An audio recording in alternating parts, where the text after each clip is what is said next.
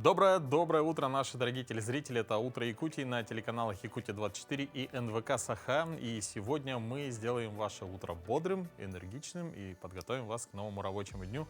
В студии сегодня работает Дарья Анкехова и Руслан Ачиров. Напоминаем вам о том, что ежедневно в 7:00 мы работаем в прямом эфире на телеканале Якутия-24. Ну и, конечно, мы призываем всех присоединяться к нашему телеграм-каналу, потому что если, допустим, вы что-то проспали, не досмотрели, пропустили или, возможно, хотите вновь пересмотреть, вы можете сделать это в нашем телеграм-канале. Ну и в течение дня там всегда есть полезная информация, какие-то интересные сюжеты, ну и последние новости. Поэтому присоединяйтесь, QR-код вы видите прямо сейчас на экране, сканируем и добавляемся в нашу большую утреннюю команду. Ну, думаю, сейчас по традиции давайте начнем с прогноза погоды, узнаем, какая погода за окном. В центральных районах температура воздуха на 6 часов утра была на отметке минус 18 градусов. В Заречной группе 21-11 градусов мороза. В южных 10-6 ниже 0. В Вилюйской группе до минус 7. В Нижнеленских 13-9 со знаком минус, в западных 8-1 градуса мороза. В Колымаге-Гирской группе ожидается до минус 26, в Янских 27-20 ниже 0. На северо-западе 12-10 со знаком минус. В Якутске температура воздуха на 6 часов утра была на отметке минус 16 градусов. Атмосферное давление 749 миллиметров ртутного столба. Ветер восточный от 1 до 2 метров в секунду. Сегодня днем пасмурно.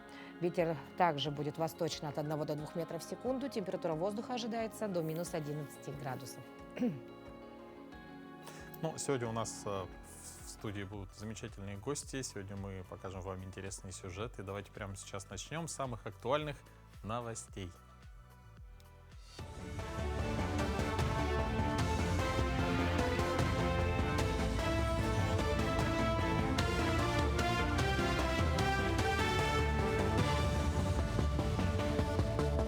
Приветствую, коллеги и телезрители. Расскажу о самых заметных событиях к этому часу. Владимир Путин подписал закон о штрафах за неустранение нарушений при подготовке к отопительному периоду. За первое допущенное нарушение сумма взыскания может составить до 40 тысяч рублей. Соответствующий законопроект был принят Государственной Думой 21 октября, и на следующий день его одобрил Совет Федерации. Штрафы коснутся структур по закону, отвечающих за обеспечение готовности к отопительному сезону. К ним относятся муниципальные образования, теплоснабжающие и теплосетевые организации и управляющие компании. Ранее министр энергетики Сергей Цивилев заявил, что подготовка топливно-энергетического комплекса к зиме завершена на 96%. Сегодня социальный контракт – это работающий инструмент преодоления кризисной ситуации. С его помощью человек повышает свой уровень жизни. Нерюнгринская социальная защита предлагает помощь в направлении ведения личного подсобного хозяйства. Это животноводство, птицеводство, овощи, растения, пчеловодство, рыболовство и иные направления. Поддержка может быть оказана малообеспеченным гражданам, доход которых меньше прожиточного минимума, и при наличии в собственности земельного участка с назначением категории земель личное подсобное хозяйство. Сумма выплаты до 500 тысяч рублей. На средства социального контракта по направлению ведения личного подсобного хозяйства можно приобрести сельскохозяйственных животных и птиц, корма для их содержания, расходы, связанные с выращиванием ягодных и овощных культур, а также сельскохозяйственную технику. Для получения поддержки от государства заявителю потребуется предоставить в Управление социальной защиты населения по месту жительства план проекта со сметой затрат, а также выписку из администрации, подтверждающую наличие земельного участка. Жители Якутии проверят свое знание в акции «Большой этнографический диктант». В этом году мероприятие пройдет уже 10-й раз в 2 форматах, и в регионе будет открыто более 300 площадок, в том числе в Якутске. Подготовят залы Дома дружбы народов, Центра социальной и культурной адаптации иностранных граждан. Также желающие могут прийти в мультимедийный парк «Россия. Моя история». Задания диктанта состоят из 30 общефедеральных вопросов, на которые нужно ответить в течение 45 минут. Это будет 5-й для меня диктант, в котором я вот непосредственно принимаю участие. Для нас такая самая красочная площадка — это площадка Дома дружбы народов имени Алексея Алексеевича Кулаковского, где мы все приходим, каждый в своем национальном костюме, так как в День народного единства, и уже участвуем непосредственно в большом этнографическом диктанте.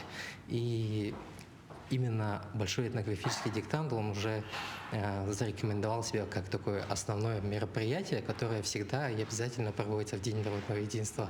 Сам диктант, он проводится как просветительская акция, то есть там вопросы именно сформулированы таким образом, чтобы побудить участников ознакомиться с нашим многообразием по всей стране. Продолжая тему событий, сегодня, 29 октября, отмечается Всемирный день борьбы с инсультом. В рамках этой даты стартовала неделя борьбы с инсультом, которая проводится по всей стране. Инсульт – это острое нарушение кровоснабжения головного мозга. Болезнь очень опасная и зачастую приводит к инвалидизации и смерти больного. По статистике в Якутии ежегодно фиксируется до 2 случаев инсульта, а это в среднем около 5-6 случаев ежедневно. Ну, даже не 2, а 2000. О, 2000, Да, 2000. простите, да. И поговорить об этом серьезном заболевании к нам в студию пришла главный внештатный специалист Министерства здравоохранения Республики, невролог Татьяна Яковлевна Николаева. Доброе утро. Доброе утро. Ну, многие, наверное, конечно же, знают о серьезности этого заболевания, да, ну и, собственно, цифры говорят сами за себя, да. Но для начала, наверное, необходимо знать о первых симптомах, да, о первых тревожных звоночках, на которые нужно обращать внимание. Да, это очень важно, потому что именно День инсульта во всем мире проводится с такой целью, чтобы привлечь внимание населения к этому серьезному заболеванию. Это, по сути дела, катастрофа. И поэтому первые симптомы инсульта должен, наверное, знать каждый, начиная с детей, возможно, да, потому что именно они рядом с бабушками, с дедушками, да. И симптомы инсульта, они всегда острые. В большинстве своем. Недаром это название заболевания. Stroke – это удар. Значит, это возникает внезапно, может среди полного благополучия возникнуть симптомы, которые свидетельствуют о поражении головного мозга. Но чаще всего это бывает перекос лица, слабость в конечностях, нарушение речи, сознания. Но могут быть и редкие симптомы. Это нарушение зрения, да, когда пациент идет к окулисту в первую очередь, да, или головокружение, тоже не придает этому значения, или нарушение координации движений. Но всегда это происходит остро. Да. Поэтому называется острое нарушение мозгового кровообращения. И на эти симптомы, конечно, надо обращать. Даже есть специальные тесты для неспециалистов. Например, фаст-тест, да, face, arm, speech и время, да, потому что здесь большое значение имеет время оказания первой медицинской помощи. А может ли, например, человек определить по каким-то симптомам, что это именно предвестники этого заболевания? Вы правы, потому что инсульт – это все-таки заболевание, которое является осложнением уже имеющихся заболеваний. И в первую очередь это повышенное артериальное давление. Да. Вот эта группа риска – это люди с высоким артериальным давлением, заболеваниями сердца, сахарным диабетом, заболеваниями крови. Ну и все, наверное, кто ведет такой стрессовый образ жизни. Да. Кстати, я вот слышал, что если, например, у человека высокое давление, и опасно в том числе и снижать его резко, то есть это тоже может... Резко снижать опасно, если случился ишемический инсульт. Потому что мозг и так не получает достаточное количество крови, а вы начнете его резко снижать, и мозг страдать будет еще больше. Вот резко снижать при симптомах инсульта, это, конечно, тоже нельзя самостоятельно. Вот мы сейчас видим разницу между ишемическим и геморрагическим инсультом, да, но в принципе тут все понятно, да, то есть ишемический инсульт это как бы не так страшно. Нет, это тоже страшно, конечно, страшно. Ну, вот страшнее геморрагически выглядит. Это полный разрыв артерии, да? Да, ну вот вы правы, вот ишемический инсульт, он встречается чаще. 80% всех инсультов – это ишемические инсульты, когда происходит тромбоз, закупорка артерии, да, и вот место кровоснабжения этой артерии, оно некротизируется. А геморрагический инсульт – это как раз при высоком артериальном давлении, сосуды изменяются, стенка, и это разрыв сосуда. Ну, тут зависит от того, какой сосуд, в каком месте разорвался, да. Да. И оба состояния, конечно, Опасно. опасные для жизни. Ну вот, если говорить все-таки о первых, да, весточках, да, ну, допустим, как вы говорите, дети, да, заметили, что с бабушкой происходит что-то странное, да. Но вот что может сделать ребенок, допустим, да, оказав первую помощь? Взять телефон и позвонить 103. Да. Это самое главное. Да, это самое главное. Не надо звонить там знакомым, родителям, а сразу 103 набирать. А если говорить о, допустим, все-таки взрослых, может быть, какой-то покой обеспечить, воздух, там, что, я не знаю, открыть Ну, если вы форточки? оказались рядом, Да. конечно, надо обеспечить пострадавшему комфортные условия, там расстегнуть, может, рубашку, надо дать, если он в сознании, попить воды и позвонить. Это надо делать вот, все параллельно, да? Одновременно. Да. А какие основные причины заболевания? Вот что ими является? Ну, причина, как я уже говорила, это заболевание сердца, заболевание сосудов, ну, прежде всего, это атеросклероз церебральных сосудов, да, это заболевание крови, ну, и есть такие редкие заболевания, вот особенно они встречаются у молодых людей с инсультом.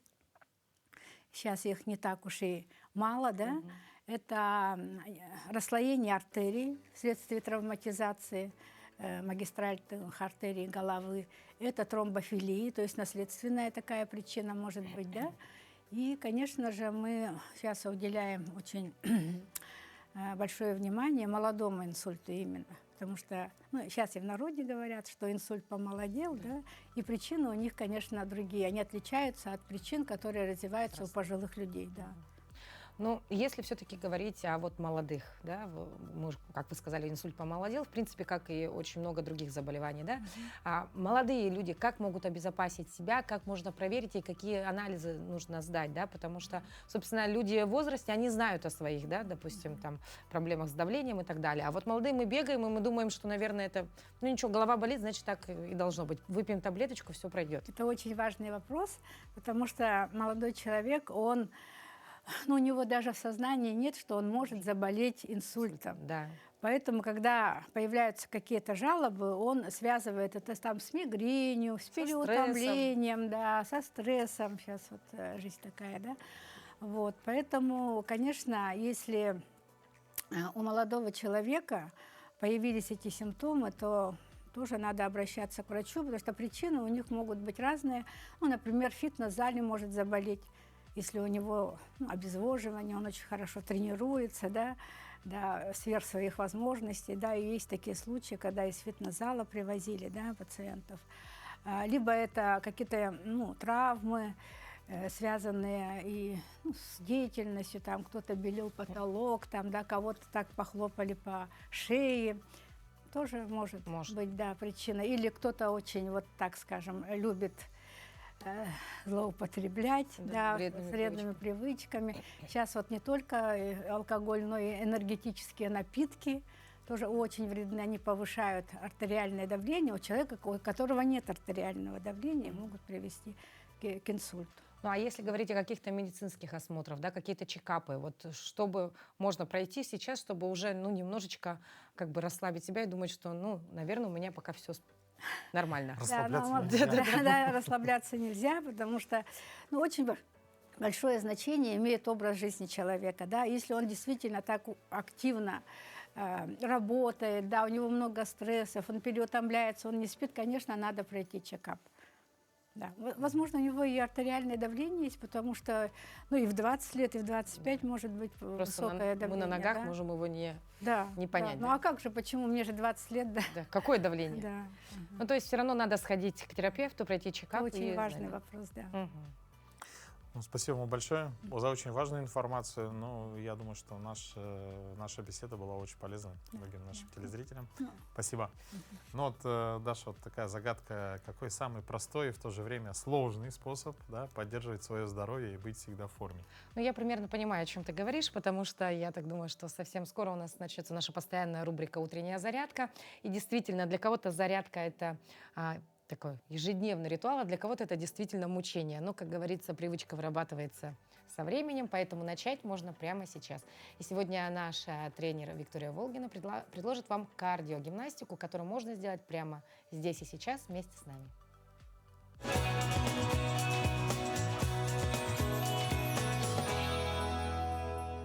Всем доброго утра! Меня зовут Виктория, я фитнес-тренер. И сегодня наше утро начнется с бодрой, заряжающей кардиотренировки. И первое упражнение будет бег на месте для того, чтобы пробудить и зарядить наш организм. Бежим мы 30 секунд, коленочки тянем вперед и касаемся ладошек.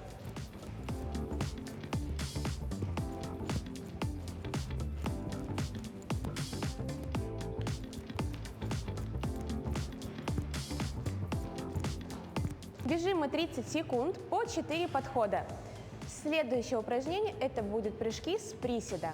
Для этого мы выставляем ножки шире плеч, носочки диагонально, делаем вдох, присели и на выдохе выпрыгиваем. Тоже прыгаем 30 секунд по 4 подхода.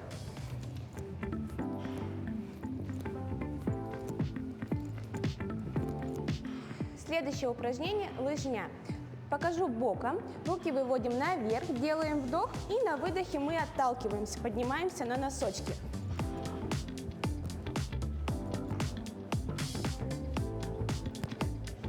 Как можно сильнее делать мах руками. Тоже выполняем 30 секунд, 4 подхода.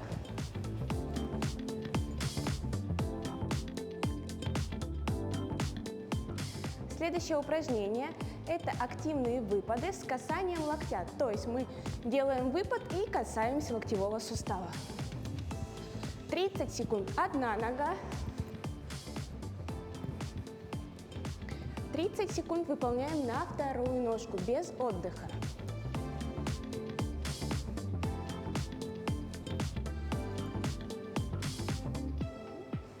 Выполняем таких 4 подхода по 30 секунд на каждую ногу. Между каждым подходом стоит немножко отдышаться, сделать вдох, выдох. И еще раз вдох, выдох. Как только восстановили дыхательную систему, приступаем к следующему подходу. Выполняйте такую кардиотренировку каждое утро, и ваш день будет заряжен и бодрый. Но после динамичной зарядки можно снова вернуться к готовке завтрака. Думаю, даже многие сейчас из вас держат в руках свои гаджеты, которые подключены к глобальной сети интернет. И вот интересный факт. В этот день, ровно 56 лет назад, произошло событие, сыгравшее огромную роль и ставшее знаковым в истории развития связи и истории появления сети интернет. В этот день состоялась первая удачная попытка передачи данных посредством новой компьютерной системы передачи информации. Называлась эта система ARPANET. Это был прообраз интернета, ну а сейчас связь позволяет нам не только отправлять сообщения, но и смотреть потоковое видео, в том числе и нашу программу. Если вы не знаете, как это сделать, то это можно сделать через приложение НВК Саха. Ну а какие еще события произошли в этот день, расскажет наша рубрика «Даты и события». На календаре 29 октября. Сегодня день вневедомственной охраны Росгвардии, Всемирный день борьбы с инсультом, Всемирный день борьбы с псориазом. По народному календарю Лонгин Сотник. В этот день доставали из сундуков зимнюю одежду, чтобы проветрить ее на первом морозе и прогреть на солнце. Люди верили в особую силу сочетания мороза и солнца, способную прогонять хвори. Этот день в истории. 1918, 29 октября считается днем рождения комсомола. В 1922 году в этот день в Москве открылся театр революции, сегодня театр имени Владимира Маяковского. 1929 год. Черный вторник. На Нью-Йоркской фондовой бирже окончательно рухнул рынок акций. В 1944 году в этот день началась Будапештская наступательная операция советских войск. А в 1969 году первая передача сообщений через ARPANET, прообраз интернета. В этот день родились Абрам Иоффе, советский физик, академик, Евгений Примаков, советский, российский государственный и политический деятель, ученый. Именины сегодня отмечают Алексей, Георгий, Евгений, Иван, Кузьма, Леонтий и Терентий. Небывалая мунха случилась в Тумульском наследии Хангаласского улуса. Был зафиксирован рекордный улов карасей, пойманных с использованием традиционного метода рыбалки. Организаторами мероприятия стали тумульчанин Анатолий Осипов и его друзья из Жерского наслега. Мунха – это традиционная якутская подледная рыбалка на карася с использованием невода, которая проводится коллективно всем селом или деревням. Это не просто рыбалка, а настоящий зимний праздник с обрядами и обычаями, где улов по традиции делится поровну между всеми участниками, что позволяет им сделать зимние запасы на предстоящий год. Вот сейчас покажут улов, да, который был пойман. Ну, действительно, это событие, которого ждут многие-многие. Вот, ты посмотри, невероятное зрелище. Ты знаешь, это вот у меня какая-то есть в глубине души маленькая мечта побывать вот именно на Мунхе. Не знаю почему, но вот рыбалка, подлетка подлеткой. А вот такое событие, посетить, мне кажется, должен каждый житель республики. Потому что где такое еще встретишь? Ну и причем интересный факт, что все от мала до велика, все участвуют. И дети. Да, и дети, конечно. Ну и еще хороший факт, если уж ты там будешь просто даже рядом стоять, тебе карасики достанутся. Ну, даже если ты будешь кипятить чай, то да, Да. обязательно. Ну, нужно что-то делать. Нужно что-то делать, да? Ну, здорово. да. Я думаю, мечта на то и мечта, чтобы как-то стремиться к ней. Я думаю, все впереди. Но люди, которые не совсем знакомы с этим традиционным видом ловли, думают, что в озере выловили всех карасей. Но на самом деле это не так. По многовековой традиции местные жители с бережностью относятся к природе и на следующие пару-тройку лет дают озеру обязательно отдохнуть.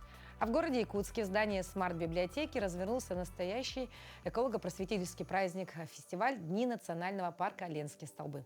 Целых 2 дня здесь было шумно, познавательно и увлекательно. От мастер-классов для детей и взрослых до серьезных лекций для будущих экологов. Специально для «Утра Якутии» с места событий репортаж подготовила Виолетта Засимова. В фойе 3-го этажа смарт-библиотеки участников фестиваля ждали несколько выставок. Из них настоящий фурор произвела экспозиция юных исследователей Изойской средней школы Хангаласского улуса, участников школьной экспедиции «Эллияда». Мы сотрудничаем с Ленскими столбами с начала экспедиции с 1994 года. Мы туда ездим часто, потому что Ленские столбы – это дно Кембрийского моря. Это кембрийский период, и там обитали первые беспозвоночные, первые животные, которые плескались в Кембрийском море. Ребята привезли настоящие трофеи. Почти все экспонаты – это образцы, которые они нашли и собрали во время своих полевых экспедиций. Это бивень-мамонтенка, ему было примерно 12-15 лет.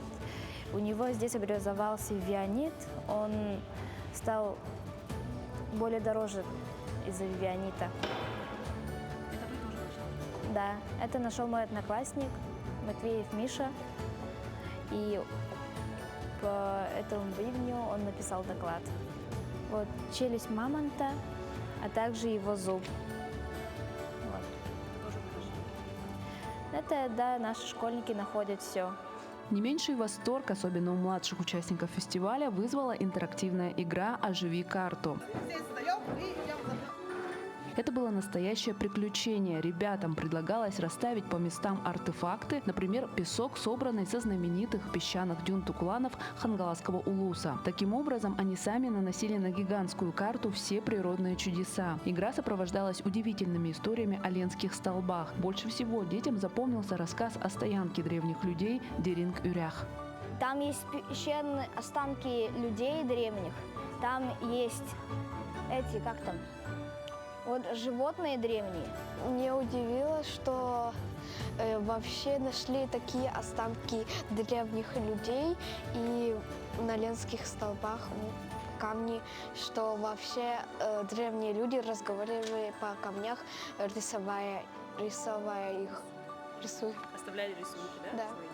Фестиваль не забыл и про старшеклассников и студентов. Для них были подготовлены лекции «Эконаука. От идеи до реализации» и «Природоохранные профессии и возможности для молодежи». Лекция по эконауке оказалась полезной для тех школьников, кто уже готов писать свою первую научную работу, но никак не может выбрать тему, структуру или доказать ее актуальность. Сегодня, например, возникали вопросы про актуальную тему в парке. Да, например, кто-то изучал мед в Намском районе, можно взять и Хангаласский район. Вот как раз у нас на Ботоме тоже улей есть по медведю. И чтобы как-то уже на республиканском уровне они сравнили Хангаласский и вот Намский район Якут. Вот такие интересные вопросы задавали сегодня. Пока дети изучали территорию ленских столбов в игровой форме, а молодежь присматривалась к будущей профессии, взрослые участники фестиваля могли расслабиться и поработать кистью на мастер-классе по живописи. Кроме того, в программе фестиваля нашлось место и для традиций. Были проведены мастер-классы по якутским настольным играм, а также по созданию аутентичных сувениров и украшений. Фестиваль продлился все выходные, субботу и воскресенье. Это было идеальное начало каникул. Весело, познавательно и с пользой для души и ума. Специально для «Утра Якутии» Виолетта Засимова, Якутск. Ну а бережное отношение к природе можно отнести к основным правилам успешного воспитания будущих поколений. Но также нужно знать и историю. В этот раз к нам на помощь спешит Дарья Реева, которая в серии сюжетов рассказывает нам про историю улиц города Якутска. Но в этот раз сегодня она познакомит нас с переулком Ивана Подойницына.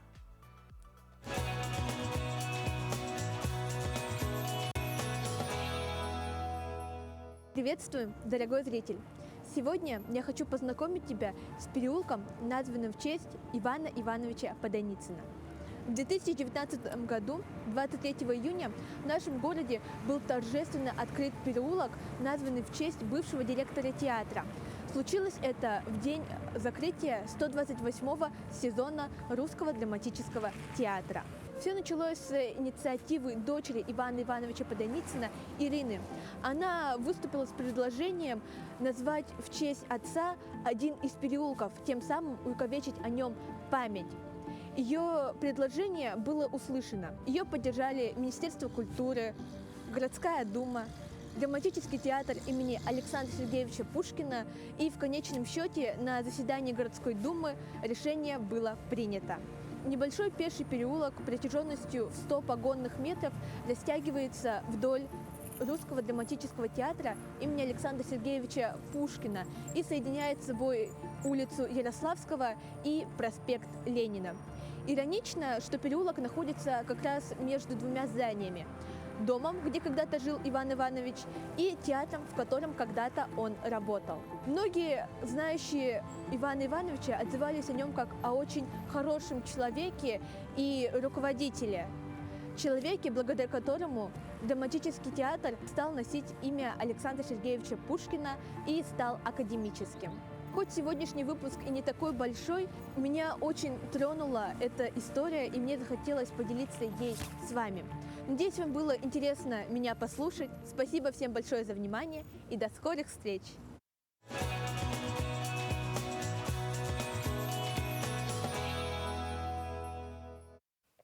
И мы продолжаем наш утренний полезный эфир. Ты знаешь, вот у нас по средам всегда есть рубрика «Мой доктор». Но я думаю, о здоровье можно говорить всегда, вечно, потому что можно говорить как о случившихся заболеваниях, так и о профилактике. Ну и, собственно, конечно, важной темой становится здоровье ребенка. Ребенок, потому что, как говорится, все самое лучшее детям.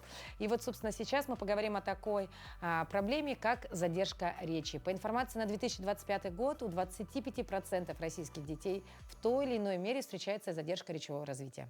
Что это за проблема и какой порядок действий нам расскажет, соответственно, наша рубрика «Мой доктор».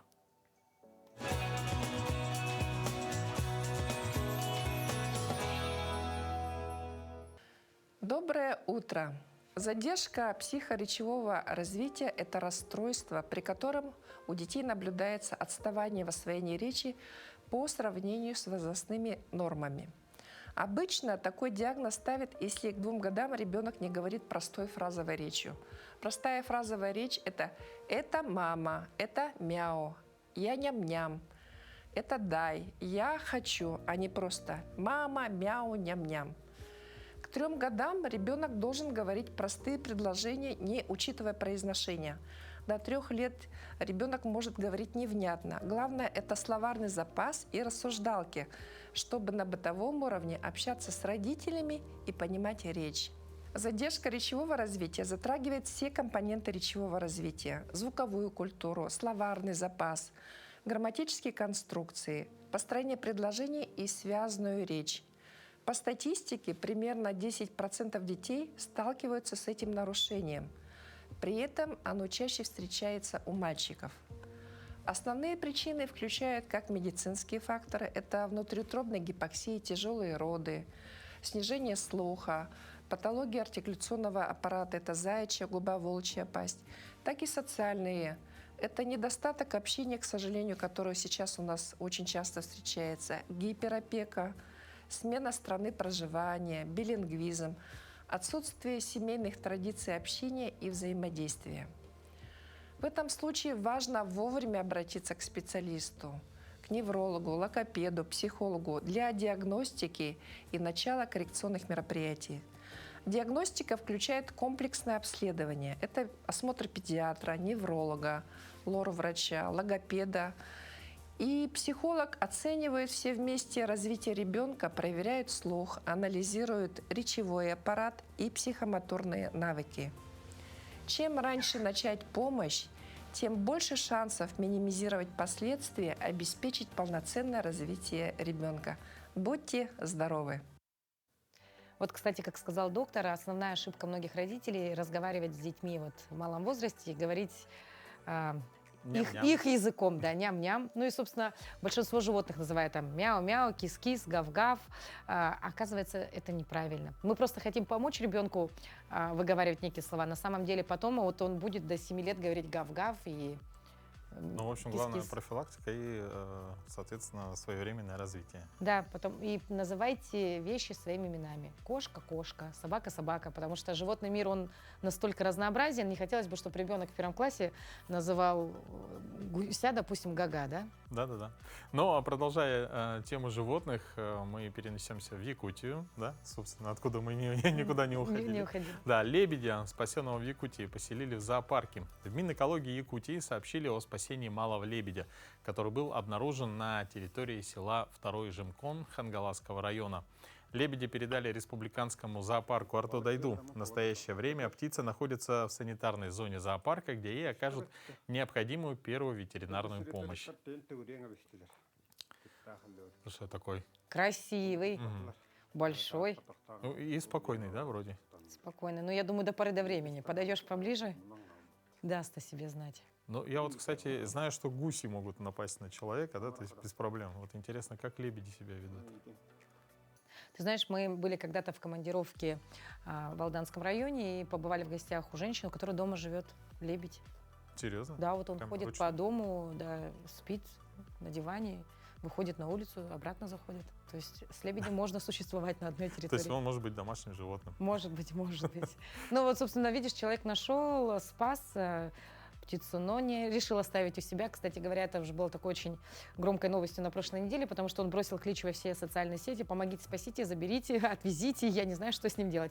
Ну и, собственно, отличным вариантом стало посещение зоопарка. Вот, собственно, Да. теперь можно пойти и посмотреть на этого красавца в зоопарк. Да, это замечательная новость. Но мы продолжаем, и хотелось бы продолжить темой подарков. Вот, Даш, можешь вспомнить, какой самый большой букет цветов тебе дарили? Ну, 101 роза. 101 роза. Да. Ну, как Фотографии делала? Не только я делала с этим букетом фотографии. А сколько дней простоял букет у тебя дома? Ну, ты знаешь, вот это была очень глобальная проблема, потому что подрезать букет там из 15 роз — это одно дело, а 101 розу — это другое дело. Потом еще надо расставить их, не хватает этих тар, не хватает как будто бы даже воды в доме, собственно. Это была, ну, достаточно такая проблемная история, но, собственно, я не помню даже, сколько он стоял. Ну, просто... Ну, я думаю, что на самом деле любой девушке, как и, ну, тебе, да, тоже хотелось бы, чтобы букет радовал как можно дольше, да. Ну, а как это сделать, давайте мы узнаем прямо сейчас.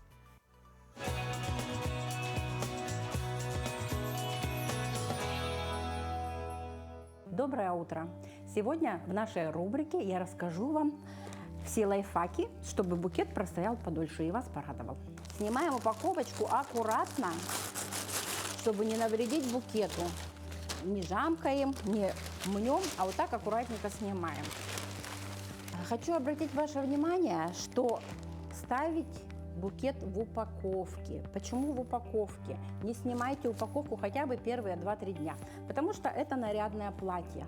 Это как наряд, вот вечернее платье, пусть немножко порадует. Плюс затрачивается энергия. Флорист делает эту упаковку, тратит свое время, свою энергию. Вы тратите свои деньги. Потому что упаковка – это дорогое удовольствие. Упаковка иногда бывает дороже, чем букет. Подбираем вазу, чтобы ноги не гнулись, не переламывались, то есть должно быть широкое горлышко. Наливаем воду из-под крана и даем ей отстояться минут 15-20, для того, чтобы вышли все вредные вещества, хлор и тому подобное. Вообще лучше наливать воду из-под крана, не бутылированную, потому что это все-таки живая вода. Затем добавляем спецсредства, средства для продления жизни цветов. Давайте разберем мифы и реальность. Есть средство, называется аспирин. Аспирин действует как антибактериальное средство и предотвращает развитие вредных микроорганизмов в воде. И имеет место быть. 1 таблетка на литр воды. Второе средство – сахар. Я много лет экспериментировала, изучала этот вопрос, даже спрашивала у химиков. Никто мне не сказал, что это полезно. Пользы я не увидела. Я не рекомендую. И третье – спецсредства, средства для продления жизни цветов. Это лучший выбор. Они содержат оптимальный баланс питательных веществ и еще консервант, который блокирует процессы распада и старения. Насыпаем средства. Все написано на упаковке. Вообще вот такого пакетика, вот на такую вазу хватит на 2 раза. Можно разделить на половинку. Только после этого мы подрезаем ноги. Это очень-очень важно. Почему? Потому что если вы первое, что сделаете, подрежете ноги, пока вы будете наливать воду, ждать, пока она отстоится, разводить средства, ноги закупорятся. А это и есть сосуды, через которые доходит вода до цветка, и цветок, естественно, умрет. Это будет уже... толку не будет от этой подрезки. Поэтому мы подрезаем ноги только после всех вот этих вот подготовительных процедур. Только острым ножом или секатором. Нежелательно подрезать ножницами. Почему? Потому что когда вы будете подрезать ножницами, ножницы защипывают стебель, и получается меньшая площадь, чтобы стебель пил воду. Вот. Подрезаем ноги, стебли. Можно под углом, можно прямо. Это сильно разницы не играет. Устанавливаем букет в вазу. Вот почему снимают упаковку? Потому что не видно цветов. Люди хотят видеть цветок, а они видят и видят только упаковку. Поэтому ее можно как-то приспустить, да? Немножко ее вот так расправить, сделать свой дизайн. Средством есть один нюанс. Если вы насыпали средство в воду, когда ставили букет, то каждый раз, когда вы будете менять воду, вода должна быть со средством обязательно. Но есть большой плюс, преимущество, если в воде есть средство, то менять воду можно гораздо реже, раз в 3-5 дней. Сколько наливать воды, чтобы бутоны доставали? И если бутоны будут выпивать, вы смотрите, если вода будет со средством, вы просто подливаете воду. Желательно не ставить возле отопительных приборов. В летнее время, чтобы не попадали прямые солнечные лучи, там, где большое движение воздуха, то есть большое скопление людей. Чем он будет стоять в прохладном помещении, тем он простоит дольше и комфортнее ему будет. А вам желаю почаще получать цветы, чтобы они подольше вас радовали. Ну вот Елену Гнездину знают, наверное, многие жители нашей республики, потому что человек занимается цветами уже на протяжении не одного десятка лет. И, кстати говоря, историю про ее семью можно встретить во многих средствах массовой информации, в том числе и в печатных изданиях, потому что у нее это целая такая, знаешь, семейная династия флористов, что очень интересно. Но вообще, в целом, вот, допустим, если говорить о печатных изданиях. Ты знаешь ли какой-нибудь глянцевый журнал на нас в республике? Ну, конечно, знаю. Но я думаю, что нет в Якутии человека, который не слышал бы про глянцевый журнал «Журфикс». И, кстати, ты, наверное, тоже была там, да? В каком-то году, да, я со своими коллегами была на обложке журнала «Журфикс». А я был в одной из рубрик в самом первом выпуске журнала «Журфикс». И, кстати, я сегодня, ну, как не то, что сегодня узнал, да, вообще уже 20 лет, дорогие друзья, 20-летний юбилей справляет всеми любимый глянцевый журнал «Журфикс». В чем секрет успеха и как поддержать интерес читателей, мы узнаем у главного редактора «Журфикса» Яны Угаровой.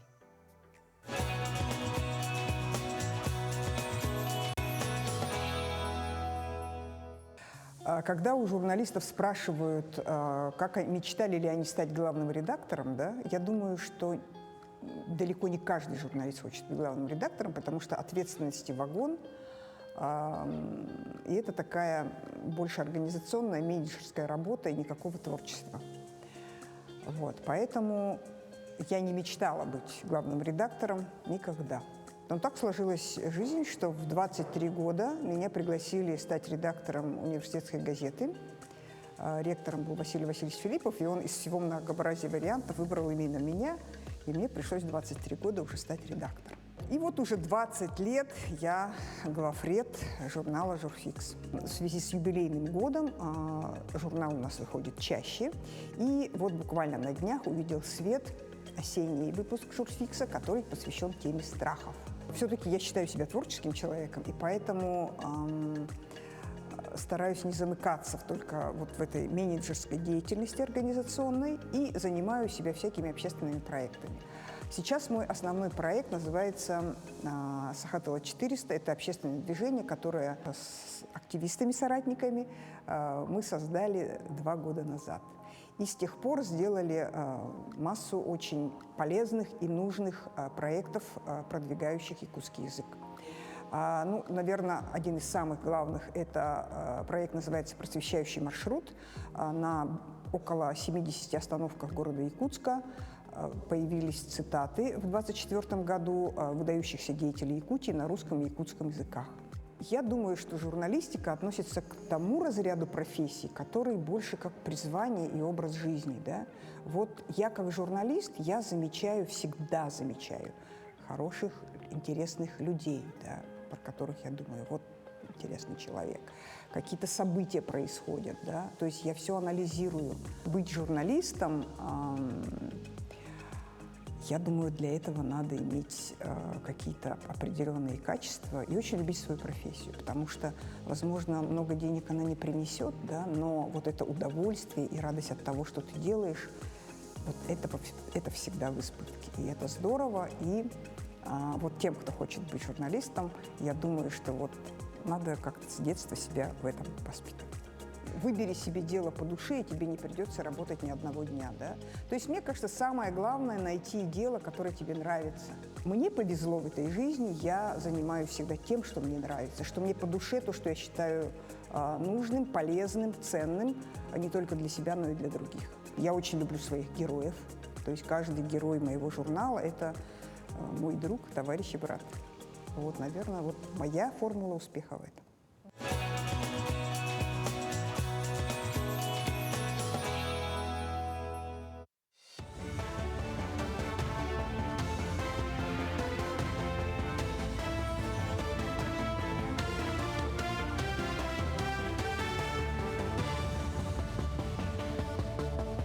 Мы продолжаем рассказывать о самых заметных событиях этого утра.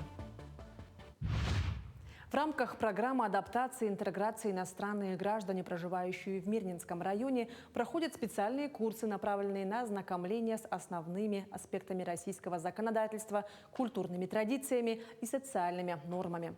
Особое внимание уделяется вопросам соблюдения трудового законодательства, профилактики нарушений миграционного учета и важности межкультурного диалога. Эти мероприятия способствуют улучшению взаимопонимания между иностранными гражданами и местным населением, снижению уровня конфликтности и повышению качества жизни мигрантов в районе. На этих лекциях мы познакомим наших слушателей о миграционной политике, о том, какие законы есть на территории Российской Федерации, о том, что есть уголовная ответственность, административная ответственность, есть основной закон, это Конституция Российской Федерации. Также мы еще будем говорить о нормах поведения в обществе. Уникальные архивные кадры представили студентам Якутского сельскохозяйственного техникума. Центр аудиовизуального наследия народов Якутии провел показ фильма «Амга встречает однополчан», который повествует о том, как прошло празднование 25-летия Великой Победы в Улусе. На кадрах запечатлено прибытие представителей Харькова в район с целью передачи останков погибших при освобождении города якутских бойцов их родственникам, в том числе отцу Героя Советского Союза Григория Окорокова. Интересный факт: фильм показали и для самих жителей Амгинского района, и, как отмечают специалисты, некоторые узнали в юных пионерах самих себя, своих бабушек, дедушек и родных. Есть у нас люди, амгинцы, которые принимали участие вот в 1970 году во встрече их именно вот однополчан Григория Окорокова. Им было тогда, ну скажем так, они были пионеры, а на сегодняшний день им где-то, ну они уважаемые ветераны педагогического труда, и вот они себя посмотрели на этих кадрах, вот когда они были тогда школьниками. Благотворительный десант «Мир глазами моего ребенка» прошел в Верхневилюйске, организованный Фондом поддержки детей с инвалидностью и детей с ОВЗ. Представители фонда посетили Центр содействия семейному воспитанию, где провели встречи с детьми и сотрудниками, рассказав о возможностях поддержки. Кроме того, были организованы специальные сессии для педагогов, работающих в инклюзивных классах. Для родителей был проведен семинар. Основная цель благотворительного фонда – всестороннее развитие и поддержка детей с особыми потребностями. Наша вот эта миссия «Благотворительные десанты» вообще организуется за счет поддержки Министерства труда и социального развития Республики Саха-Якутия. Лично Еленой Александровной Волковой поддерживается. Да, мы ездим в разные улусы, в отдаленные, и вот помогаем семьям и педагогам.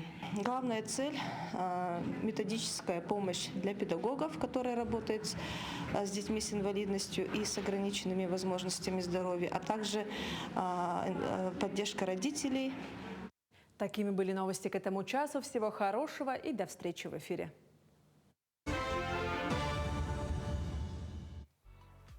Ну а мы продолжаем наш эфир, и, как мы уже знаем из нашей постоянной рубрики «Даты и события», сегодня, 29 октября, служба вневедомственной охраны отмечает свой профессиональный праздник. И сегодня в нашей студии представительница этой, как принято считать, мужской структуры, старший лейтенант полиции, специалист отдела кадров управления вневедомственной охраны войск Национальной гвардии России по Республике Саха-Якутия Анна Кузнецова. Анна, доброе утро. Доброе утро. Анна, расскажите, пожалуйста, какие основные задачи выполняет служба вневедомственной охраны, ну, допустим, для тех, кто, возможно, еще даже и не знает. Ну, мы, кстати, вас поздравляем еще раз. Благодарю за поздравления, и разрешите, я начну с поздравлений. Сегодня действительно важный для нас день. Это 73 года со дня создания подразделений вневедомственной охраны. В связи с чем от себя лично и всего руководства я поздравляю личный состав вневедомственной охраны. Приносим благодарность за добросовестное выполнение служебных обязанностей. Поздравляем наших ветеранов почетных, которые сейчас для нас являются наставниками.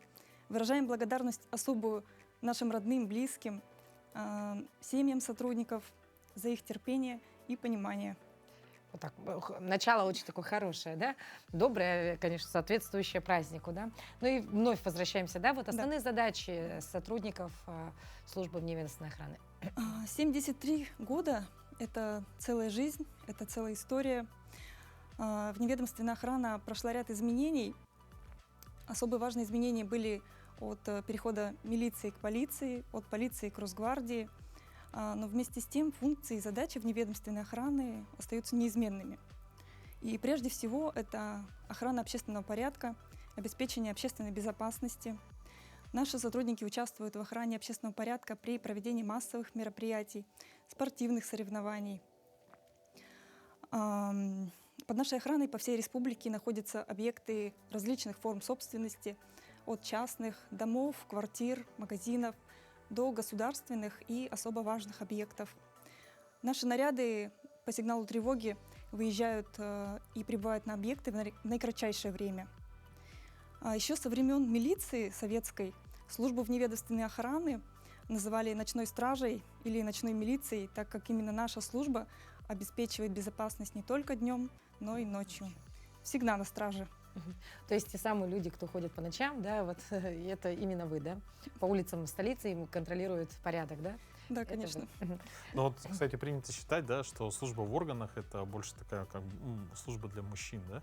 А расскажите, что вас привело служить, и много ли сотрудников женского пола на службе, и сложно ли женщинам проходить службу? Благодарю за вопрос. Моя любимая тема. Я фанат службы, патриот своей страны, и ко всему это моя детская мечта. Еще со школьных времен я мечтала ходить в форме и носить погоны. Сейчас я на службе, и это для меня большая честь. Кроме того, служба в вневедомственной охране — это стабильность, уверенность в завтрашнем дне.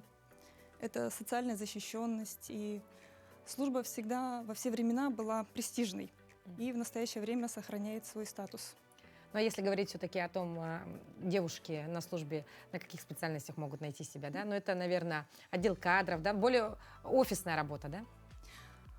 Вообще отмечу, что служба нелегкая, особенно в условиях района Крайнего Севера.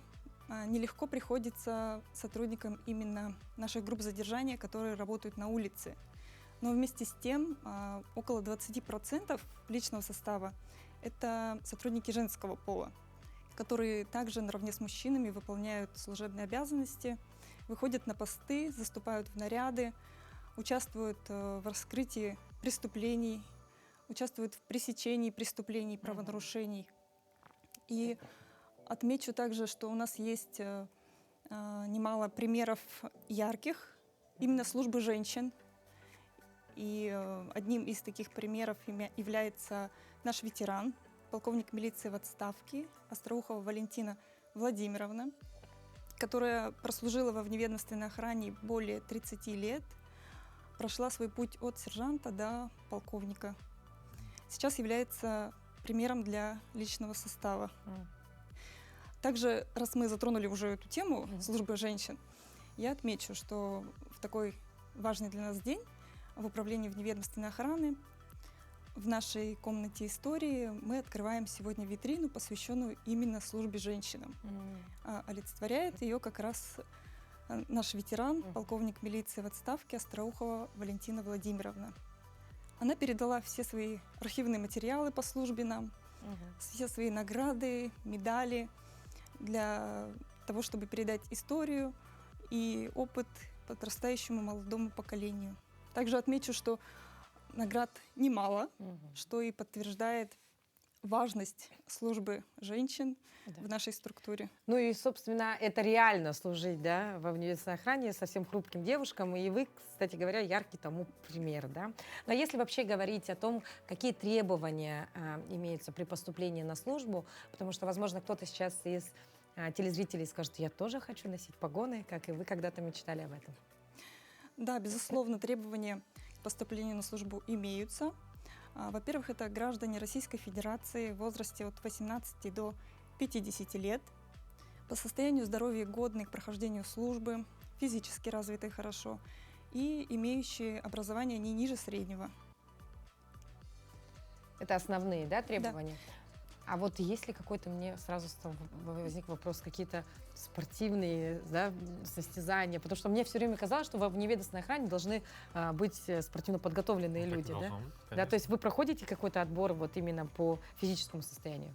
Да, конечно, обязательно проходим отбор физического состояния. Наши сотрудники очень активные спортсмены, которые принимают участие в различных спортивных соревнованиях. Это на уровне республики, нашего округа, а также на российском уровне. А какими, на ваш взгляд, еще качествами, да, должен обладать сотрудник Росгвардии? Я считаю, что сотрудник должен обладать такими качествами, как выносливость, стойкость духа, терпение должно быть, исполнительность. Ведь вообще сама служба по себе — это очень ответственная задача. Это служба во благо государства и во благо спокойствия граждан. Ну а если, допустим, все-таки у нас сейчас подрастающее поколение смотрит нашу программу, да, увидели и сказали, я вот именно тот человек, который должен прийти в ряды вневедомственной охраны. А есть ли какое-то определенное время, когда мы можем сдать заявочку, да, подать, заполнить анкету или круглогодично, и вообще куда обратиться? Желающие поступить на службу могут обратиться в любое время, в рабочее, соответственно, в наше управление вневедомственной охраны, либо по городу Якутску это отдел вневедомственной охраны, а также в наши филиалы по республике. Это такие районы, как Алданский, Булунский, Вилюйский, Кобяйский, Ленский, Мегино-Кангаласский, Мирницкий, Нерубинский, Нерингринский, Среднеколымский, Сунтарский, Хангаласский, Чурапчинский, Устьянский район. Практически вся республика, да? И отмечу, что вот буквально недавно открыли дополнительные отделения полиции в Верхневилюйске, в Амге и в Барагонцах. Поэтому желающих мы ждем на службу и рады видеть в своих рядах. Спасибо. Ну а мы присоединяемся к поздравлениям. Поздравляю вас с профессиональным днем. И, конечно, желаем нашим телезрителям отличного, бодрого утра. Мы увидимся уже завтра на телеканале Якутия-24 и НВК Саха. Как всегда, Утро Якутии желает всем прекрасного утреннего настроения. Увидимся!